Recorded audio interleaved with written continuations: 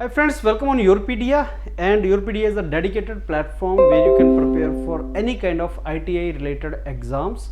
And this one is for Maharashtra Public Service Commission. ITI का जो exam principles वगैरह का निकला है 130 प्लस सीट्स हैं, ये उसी से रिलेटेड है और उसमें 20 टॉपिक्स दे रखे हैं. सिलेबस लुक्स लाइक ह्यूज, लेकिन ऐसा नहीं है. आप बहुत meticulously you can revise it and Yourpedia is providing you very good content for that. Before I go forward with my this 15 question daily question series, concepts through questions, and revising all the syllabus in one go, let me tell you there is a dedicated WhatsApp group we have created, जिसको आप join कर सकते हैं और ये content आपको वहाँ पे हम शेयर करते हैं. And that is the WhatsApp group which is created for all the students, all the candidates who are aspiring to be in Maharashtra Public Service Commission ITI jobs. So the way to prepare for any exam is, आपने topic देखा, syllabus देखा, उस syllabus को आपने पढ़ना start किया, topic wise आप उसको रिवीजन किया, फिर आपने उसके क्वेश्चंस लगाए.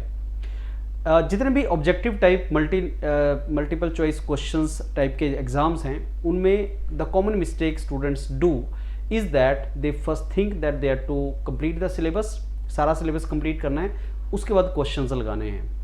But actually it has to be reverse. आपको फ्रॉम द वेरी बिगिनिंग, जब से आप पढ़ना स्टार्ट किया, you need to test yourself regularly. तो मल्टीपल चॉइस क्वेश्चंस की टेस्टिंग रेगुलर होगी तभी आपको कॉन्फिडेंस आएगा. Otherwise syllabus is so huge कि आप एक टॉपिक, दो टॉपिक, तीन टॉपिक, 20 टॉपिक करते करते आपका टाइम निकल जाएगा. और जब तक आप कंप्लीट करेंगे, आपका शुरू के टॉपिक्स में कॉन्फिडेंस कम होता है, तो आप टेस्ट कभी लगा नहीं पाते. That is the reason Yourpedia is providing you from the very beginning the questions, and that is what we do. हम बहुत शुरू से आपको ऐसे concepts थ्रू क्वेश्चंस का सीरीज प्रोवाइड करते हैं, जिससे सारा सिलेबस बहुत ही जल्दी कवर हो जाता है. जैसे हर दिन अगर आप 15 क्वेश्चन पूरे टॉपिक को कवर करते हुए लगाएंगे, तो आपके 20 दिन में पूरा सिलेबस कंप्लीट होता है, जिससे आपको पता लगता है अच्छा ये मेरे को करना है, ये टॉपिक है, एंड आपका कॉन्फिडेंस ग्रेजुअली इंक्रीज होता है. बिकॉज एक्चुअल एग्जाम में you are going to come across the questions, तो क्वेश्चंस की प्रैक्टिस शुरू में होनी चाहिए. एक तो ऐसे आपको लर्निंग कंटेंट मिलेगा Yourpedia में, और साथ में आप जो टेस्ट सीरीज है Yourpedia का, उसको शुरू से लगाएं. जैसे जो जो टॉपिक आपके हैं उनके टेस्ट सीरीज वहाँ पे पड़े हुए हैं, तो आप 15 क्वेश्चन, 20 क्वेश्चन, ऐसी जो टेस्ट हैं, क्वेश्चंस हैं, उसका ऑनलाइन टेस्टिंग लगाते रहे, so that from the very beginning you are in the mode of exam writing, और आप एक एग्जामिनेशन या जो आपका पेपर राइटिंग के मोड में आप शुरू से रहे. This is how you are to proceed forward friends. मेरा आज का जो लेक्चर है that is related to one topic out of this 20 topic, and that is related to concepts related to skill development programmes या skill development related concepts. और उसी में से है जिसमें हमने skilling, upskilling, reskilling, national skill framework, उसके बारे में बात करते हैं, and recognition of prior learning, ऐसे ऐसे कंसेप्ट्स को हम देखेंगे. और हम जो भी उसके अंदर कंसेप्ट्स हैं उनमें से एक एक क्वेश्चन फ्रेम करेंगे, 15 questions, and through those questions you will revise entire topic. आपको कंसेप्ट्स भी, हर क्वेश्चन के बाद एक कंसेप्ट है, आप उसको रिवीजन करने की ट्राई करना. So friends, this 15 question MCQs quality questions, this series is started for Maharashtra this public service commission. जो ये आपका 132 ITI वैकेंसीज है, जॉब्स है, उसके लिए है. और आज का मेरा lecture is related to concepts through this quality questions, and the topic which we have taken is one of the 20 topics, जिसमें आपके ये जॉब रोल, क्वालिफिकेशन, पैक क्या होता है, skilling, reskilling, upskilling, national occupational standard क्या है, recognition of prior learning, national education policies, इनसे related questions को फ्रेम किया गया है. एंड अगर आप देखेंगे सिलेबस फ्रेंड्स, आपके 20 टॉपिक्स हैं, और मैं आज ये topic number 4 concept related to skill development, इसमें जितने भी कंसेप्ट है, हर कंसेप्ट में से कोई ना कोई क्वेश्चन फ्रेम किया गया है, और उस क्वेश्चन के थ्रू आपको पता लगेगा कि ये सारे का सारा टॉपिक है क्या. तो by the time you complete this 15 question along with their detail concept, आपको कॉन्फिडेंस आ जाएगा कि हाँ, ये चौथे नंबर का जो टॉपिक है आपका, ये 4th topic is talking about this. So ये हमने जो टॉपिक आपका सिलेबस 4th टॉपिक, और ये हमने सब टॉपिक्स को इसमें हम लोग कवर करने वाले हैं. So let's start covering friends, and let's start doing the concepts through questions. Let's see how you have to do is, पहले आपने क्वेश्चन पढ़ा what is national occupational standard, फिर आपने उसका आंसर लगाने की ट्राई किया, और then the concept behind this question. National occupation standard है क्या? Okay, this is a benchmark. तो इसमें सबसे इंपॉर्टेंट टॉपिक, जो सबसे इंपॉर्टेंट वर्ड है वो आपने याद करना होता है। ये जो स्टैंडर्ड टर्म होती है, स्टैंडर्ड और बेंचमार्क, एक रेफरेंस, एक स्टैंडर्ड है, उस स्टैंडर्ड का ही आपका करिकुलम होना चाहिए। किसी भी जॉब रोल को इफेक्टिवली करने के लिए, परफॉर्म करने के लिए आपके पास एक बेंचमार्क होना चाहिए। You should know that this is how this job is to be done. You should have a reference, you have a standard, you should have particular guidelines के आपको इस तरीके से this particular job role you have to do. So national occupation standard, as the name shows, is the skill, knowledge and criteria जो particular job role को करने के लिए required है। ये एक standard basically आपका reference होता है, और ये इंडिया के जितने भी स्किल डेवलपमेंट से रिलेटेड फ्रेमवर्क है उसके लिए एक फाउंडेशन है, एक स्टैंडर्ड या रेफरेंस दिया जाता है। So if a person is to do particular job role, किसी इंडिविजुअल को अगर कोई जॉब रोल करनी है तो उसको पता होना चाहिए कि मेरे को ये स्टैंडर्ड या ये बेंचमार्किंग है, इस बेंचमार्किंग को फॉलो करके मेरे को इस जॉब को करना है। तो एनओएस में होता क्या है? What is national occupational standard? NOS ये बोलता है this is how you are to do this job role. इसको करने के लिए जो स्टैंडर्ड है या रेफरेंस है वो ये, इस तरीके से आप इस जॉब रोल को करो, जिसमें स्किल, नॉलेज, परफॉर्मेंस क्राइटेरिया सब उसमें मेंशन किया जाएगा। और सबसे बड़ी बात, ये यूनिफॉर्मिटी इंश्योर करेगा पूरे कंट्री के अंदर के जितने भी स्किल डेवलपमेंट से रिलेटेड कोर्सेज या ट्रेनिंग सेंटर्स हैं उन सब में ये बताया जाएगा कि इस जॉब रोल को करने के लिए ये ट्रेनिंग जो आप दे रहे हो वो इस तरीके से आपको करनी पड़ेगी। सो बेसिकली नेशनल बेंचमार्क है, और ये आपके सारे के सारे जो बाकी कोर्सेज हैं उनको इस तरीके से किया जाए ये बताता है। तो नेशनल ऑक्यूपेशनल स्टैंडर्ड ये है। क्वालिफिकेशन पैक क्या चीज़ है? मैंने आपको बताया कि 15 क्वेश्चन के थ्रू आपको सारे टॉपिक का, जो 4th नंबर का टॉपिक है उसका एक आइडिया लगेगा कि अच्छा इस टॉपिक में हम ये पढ़ने वाले हैं। ऑब्वियसली जब डिटेल में वीडियोस आप देखेंगे और टॉपिक आप करेंगे then you will get an idea कि हाँ इसमें अब नेशनल क्वालिफिकेशन पैक, ये जो क्वालिफिकेशन पैक है, इसके ऊपर एक पूरे का पूरा लेक्चर होगा आपका, तो आपको पता लग जाएगा क्वालिफिकेशन पैक ये है। अब क्वालिफिकेशन पैक होता क्या है स्किल डेवलपमेंट के लिए? तो qualification pack basically NOS, basically set of NOS है, नेशनल ऑक्यूपेशनल स्टैंडर्ड्स, रेफरेंसेस हैं जो एक पर्टिकुलर स्पेसिफिक जॉब रोल के लिए चाहिए। अब पैक आपको पता है ना क्या होता है? Pack of NOS। पैक होता है पैक ऑफ कार्ड, आपने टर्म सुना होगा पैक ऑफ कार्ड्स, ताश के पत्तों का जो पैक होता है जिसमें आपके ताश के पत्ते होते हैं, तो वो पैक ऑफ कार्ड्स होता है जिसमें बहुत से पत्ते होते हैं, 52 कार्ड्स होते हैं, पैक ऑफ कार्ड्स, राइट। तो pack means combination, group of what? NOS.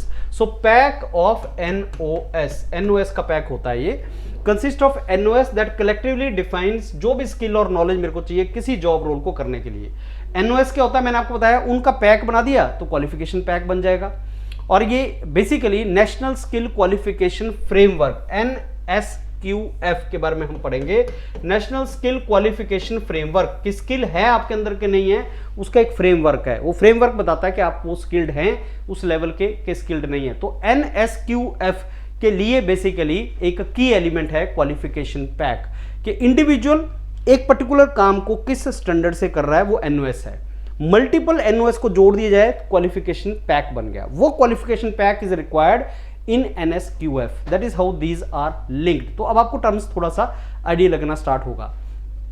तो basically set of national occupational standards जिनको जब किया जाता है तो स्पेसिफिक जॉब रोल को आप ढंग से कर सकते हैं। तो क्वालिफिकेशन पैक जो है वो कंपिटेंसीज बताता है, ट्रेनिंग आवर्स बताता है, असेसमेंट मेथड्स बताता है, सर्टिफिकेशन स्टैंडर्ड्स बताता है, ये सारी चीज़ों को बेसिकली वो बताता है कि ये आपका इस तरीके से होना चाहिए। अब चलते हैं कि कौन सा बेस्ट डिफाइन करता है जॉब रोल को। अब टर्म आ गई job role, and I think no आपका आइडियाज जनरेट करना स्टार्ट करो कि जॉब रोल क्या हुआ, नेशनल ऑक्यूपेशनल स्टैंडर्ड क्या हुआ, क्वालिफिकेशन पैक क्या हुआ, नेशनल स्किल क्वालिफिकेशन फ्रेमवर्क क्या हुआ। तो by the end of the class आपको ये टर्म्स का आइडिया होना चाहिए कि what is qualification pack, what is NOS, what is job role, what is NSQF। These are the terms, these are the concepts which are used for skill development programs in India. So job role क्या है? Very simple, set of task और responsibility जो particular position में आपको करनी है। जैसे job role, what is the job role for teacher?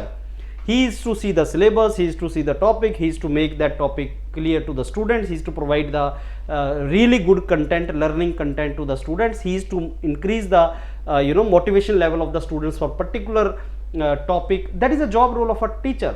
So if I put that in the standard form, तो नेशनल ऑक्यूपेशनल स्टैंडर्ड बन जाएगा कि टीचर को इस तरीके से बिहेव करना है, उसको पढ़ाना भी है, उसको कम्युनिकेशन भी अच्छा आना चाहिए, लैंग्वेज का ऊपर कंट्रोल अच्छा होना चाहिए, वो अच्छे अपना कंटेंट भी बनाए, वो बच्चों को उसको मोटिवेट कर सके.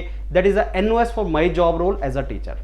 नाउ NOS जोड़ते चले जाएं, national occupational standard to make content, national occupational standard to deliver the lecture, national occupational standard to handle your behavioural aspect. तो इन सबको जोड़ दिया तो क्वालिफिकेशन पैक बन गया. सारे क्वालिफिकेशन पैक एलिमेंट बन जाएंगे नेशनल स्किल क्वालिफिकेशन फ्रेमवर्क के. तो ऐसे फ्रेंड्स ये सारे का सारा लिंक है, राइट. सो होता क्या job role, specific duty, work activity, responsibility जो एक इंडिविजुअल को दी जाती हैं पर्टिकुलर जॉब के को करने के लिए कि ये जॉब आपने करनी है तो भाई साहब ये आपकी ड्यूटीज हैं, ये आपके टास्क हैं, ये आपके रिस्पॉन्सिबिलिटीज हैं, this is how you have to do and these are the skills which are required for this. Skilling, upskilling, reskilling. Skilling क्या होता है, किसी इंडिविजुअल को कोई स्किल इंपार्ट करना, बड़ा सिंपल है. ये basically imparting the necessary skills, knowledge, attitude भी उसके अंदर आता है, बिहेवियरल स्किल्स भी होती हैं. स्किल्स ओनली हार्ड स्किल्स नहीं होती हैं. स्किल दो तरह का होता है, hard skill, soft skill. Hard skill is related to profession. मैं वेल्डिंग, अगर मैं वेल्डर हूं, वेल्डिंग करता हूं तो वेल्डिंग करना आना चाहिए, that is hard skill. Soft skill is how you will deal with others, what is your attitude to do work, how you are as a disciplined individual, that is called soft skill. और इस skilling में, industrial skills में सब कुछ आता है. कई बार आपने सुना होगा in the colleges wherever you are studying, the colleges spend lot of time and money and energy in enhancing your communication skills. कि जब कोई कंपनी आपको रिक्रूट करने आए तो आपको बोलना आना चाहिए, आपको कम्युनिकेशन आना चाहिए, आपको प्रेजेंटेशन करना आना चाहिए. So that is also one part of your skills, right. Practical skill, technical knowledge, right mind set needed to perform a job. तो स्किल के अंदर फ्रेंड्स आपका सब कुछ आता है so that you are ready for the industry, you are ready for the job. Reskilling क्या होता है, learning unrelated activities. upskilling means additional skills. you understand. reskilling जो है तो आपका बेसिकली कंसेप्ट रीस्किलिंग का होता है कि कोई ऐसी स्किल्स आपको प्रोवाइड कर दी जाए तो जो डिफरेंट बेसिकली जॉब्स के लिए रिक्वायर्ड है. अपस्किलिंग मीन्स कि आपको अपनी जो प्रेजेंट स्किल है उसको एनहांस करना है. तो रीस्किलिंग, अपस्किलिंग दोनों ही बहुत इंपॉर्टेंट हैं आजकल के रिक्वायरमेंट के हिसाब से. नई स्किल्स को जब आप नए जॉब में जाते हैं तो उसको रीस्किलिंग बोलते हैं. जैसे मैं एग्जांपल देता हूं, mechanical engineer going to IT jobs. आप मैकेनिकल इंजीनियर हैं तो वहां पे आपने कॉलेज में मैकेनिकल इंजीनियरिंग की स्किल आपने सीखी, that is called skilling. I got skill for mechanical engineering. Now you got a job in IT sector, that was entirely different. So IT sector में भी आपने सीख लिया, जावा सीख लिया, कोडिंग करना सीख लिया, that is called reskilling. What is upskilling, आप मैकेनिकल इंजीनियरिंग में ही हो लेकिन आपने कॉलेज के अंदर एडिटिव मैन्युफैक्चरिंग नहीं सीखा था, अब जॉब की रिक्वायरमेंट आ गई that you are to work on additive manufacturing, use of AI in additive manufacturing. In the same field, in the same skill, if you are to learn something new, it is upskilling. If you are to shift over to some another profile and learn something new not related to previous, that is reskilling. Skilling एक particular field का knowledge, upskilling उसी field में और ऊपर जाना, and reskilling नया सीखना. You understand these three terms? Okay तो ये आप अगर नई जॉब में शिफ्ट हो रहे हैं तो इसको रीस्किलिंग बोलते हैं और इसमें टेक्नोलॉजी चेंज आता है. तो रीस्किलिंग, अपस्किलिंग बहुत इंपॉर्टेंट है आजकल जॉब शिफ्टिंग वगैरह से रिलेटेड. अपस्किलिंग क्यों इंपॉर्टेंट है आज की डेट में, क्योंकि नई टेक्नोलॉजी आ रही है और नए आपको टेक्नोलॉजीज में लर्न करना इज इंपॉर्टेंट. तो जैसे जैसे नई टेक्नोलॉजीज आएगी आपको उसमें सीखना है. New technologies are coming continuously, things are evolving, नए टूल्स एंड टेक्नोलॉजीज आ रही है, इसलिए अपस्किलिंग इंपॉर्टेंट है. रिकॉग्निशन ऑफ प्रायर लर्निंग क्या होता है मैं इसका एक एग्जांपल आपको देता हूं फ्रेंड्स. एक गांव के अंदर एक वेल्डर है जो वेल्डिंग बहुत अच्छी जानता है लेकिन पढ़ा लिखा नहीं है, जीरो एजुकेशन है उसका. अब वो इंडस्ट्री में जाता है कि साहब मैं बहुत अच्छी वेल्डिंग कर लेता हूं और इंडस्ट्री को एक वेल्डर की रिक्वायरमेंट है, लेकिन इंडस्ट्री ने क्वालिफिकेशन लगा रखी है कि आपके पास डिप्लोमा, डिग्री, ITI कुछ होना चाहिए, then only we will give you job. He is saying that I am the best welder, better than any of your welder who is qualified, who is engineer, who is diploma fellow, but मेरे पास कोई certificate नहीं है. तो government ने ये बोला, और recognition of prior learning actually national education policy 2020 का एक एस्पेक्ट है कि भाई इसको तो आता ही है नॉलेज, ये हैंड ऑन एक्सपीरियंस है, इंडस्ट्री के लिए वैल्यूएबल है। इसकी जो प्रायर लर्निंग है, प्रायर लर्निंग मींस इंडस्ट्री में एंटर करने से पहले ही वो लर्नड है, उसको रिकॉग्नाइज करते हैं, उसको एक सर्टिफिकेट देते हैं। अब ये सर्टिफिकेट लेके इंडस्ट्री जाएगा और बोलेगा हाँ इसके पास अब कुछ तो है, इंडस्ट्री को सर्टिफिकेट चाहिए था तो हम उसको सर्टिफिकेट दे देंगे और वो इंडस्ट्री में चला जाएगा।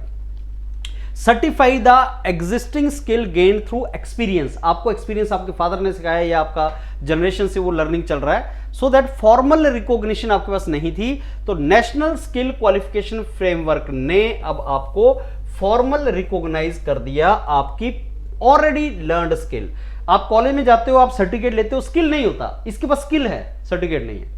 तो अगर स्किल है तेरे पास और तेरे पास सर्टिफिकेट नहीं है तो मैं तेरे को सर्टिफिकेट देता हूं, नेशनल स्किल क्वालिफिकेशन फ्रेमवर्क बोलता है, और हम आपकी प्रायर लर्निंग को रिकॉग्नाइज करते हैं सो दैट आप इंडस्ट्रीज के अंदर जा सकें और आप इंडस्ट्री में जॉब ले सकें, राइट। तो this is part of recognition of prior learning.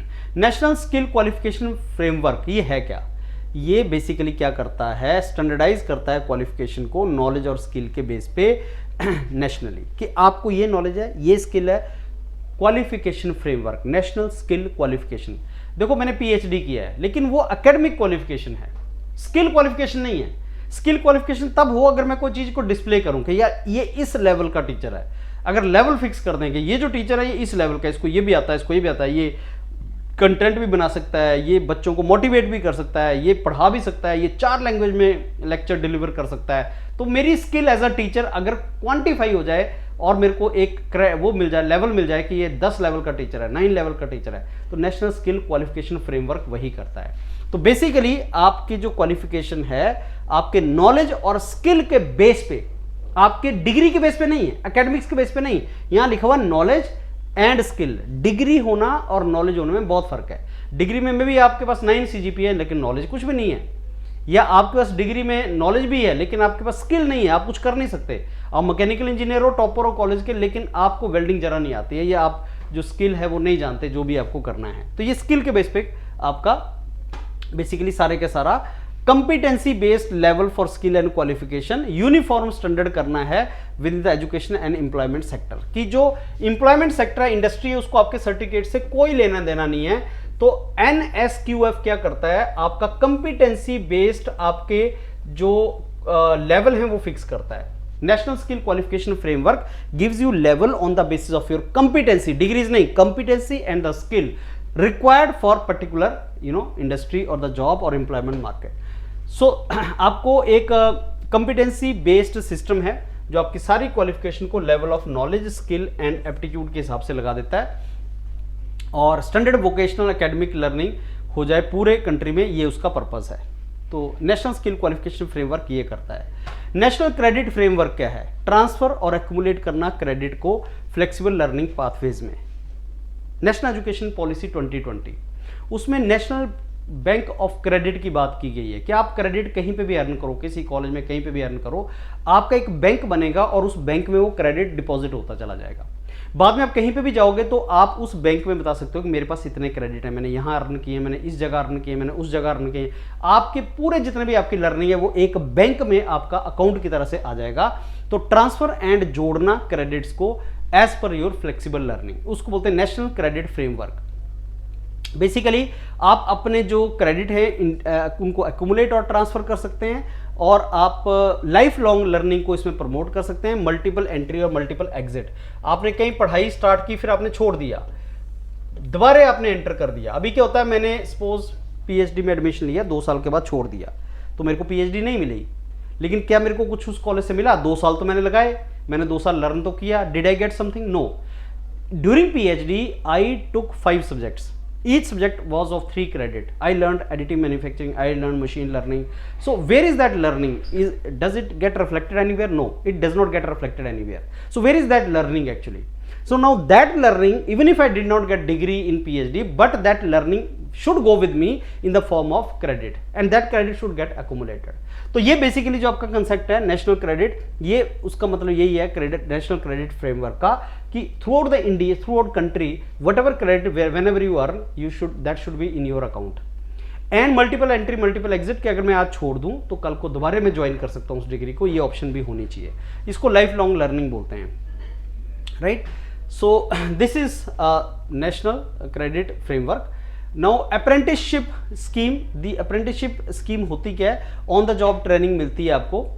Basically on the job apprenticeship जो स्कीम है वो लर्नर को, अप्रेंटिसशिप आप ऑलरेडी जानते हैं, ऑन द जॉब ट्रेनिंग होती है। आप अप्रेंटिसशिप करते हो, बहुत सी पब्लिक सेक्टर कंपनीज में भी करते हो। तो अप्रेंटिसशिप जो होती है वो इंटर्नशिप से एक स्टेप ऊपर है। इंटर्नशिप आप कॉलेज के साथ साथ करते हो और आपको उसमें पैसा मिले ना मिले, स्टाइपेंड मिले ना मिले, और वो बहुत ज़्यादा ड्यूरेशन की नहीं होती है। लेकिन अप्रेंटिसशिप जो होती है वो जॉब की तरह से होती है, आप कॉलेज के बाद करते हो, 1 साल की होती है। उसमें सैलरी भी मिलती है आपको, बहुत ज़्यादा नहीं मिलती लेकिन मिलती है। और अगर आपने अप्रेंटिसशिप बहुत अच्छी की तो जॉब में भी वो कई बार कन्वर्ट हो जाती है। तो apprenticeship on the job learning, और उसमें पैसे भी मिलते हैं। तो बेसिकली वर्क ऑन एक्सपीरियंस आपको होता है उसका, right. So practical on the job training है और थ्योरेटिकल भी आपको उसमें सिखाया जाता है। वहाँ क्लासेस भी होती हैं, उसमें आपको बेसिकली प्रोवाइड किया जाता है। तो एक जो गैप होता है ना कि जो एजुकेशनल इंस्टीट्यूट है उसमें तो थ्योरी सिखाई जाती है, प्रैक्टिकल नहीं होता। अप्रेंटिसशिप में उस चीज़ को खत्म कर दिया गया है। तो इंडस्ट्री में लर्निंग भी होता है इसमें।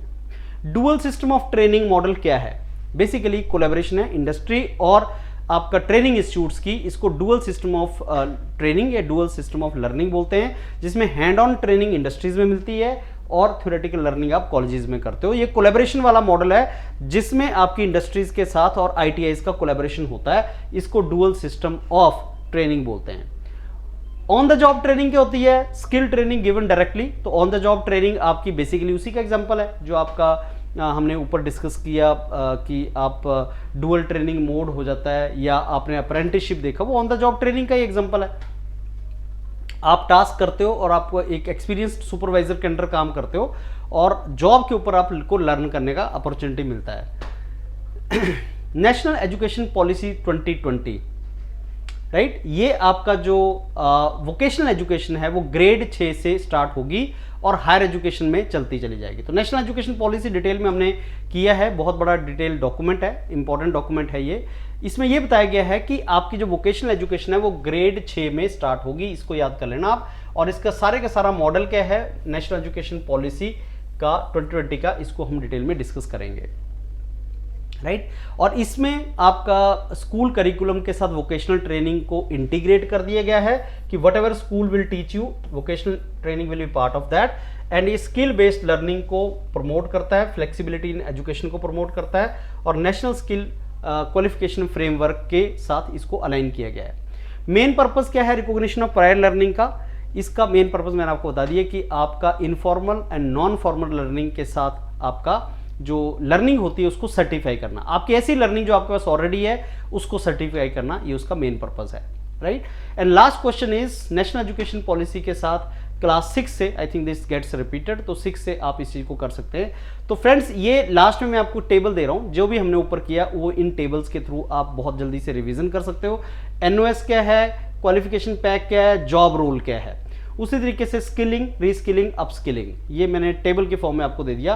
कंटिन्यूअस लर्निंग में अपस्किलिंग, रीस्किलिंग और जो स्किलिंग है उसका मीनिंग क्या है, उसका आउटकम क्या है। सर्टिफिकेशन से related recognition of prior learning, national skill qualification framework, national credit framework. तो ABC apprenticeship scheme, DST dual system of training and on the job training. उसी तरीके से आपके सारे के सारे जो वोकेशनल एजुकेशन या जो आपका है नेशनल एजुकेशन पॉलिसी 2020 का क्या बोलता है वो दिया हुआ है। एंड क्विक रिवीजन के लिए जितना भी आज मैंने आपको कवर कराया उसका क्विक रिवीजन। तो ये है, इस तरीके से आपने 15 क्वेश्चन डेली लगाने हैं। अगर आप ऐसा करते चलेंगे आपकी प्रिपरेशन इस एग्जाम की बहुत अच्छी होगी। Thank you.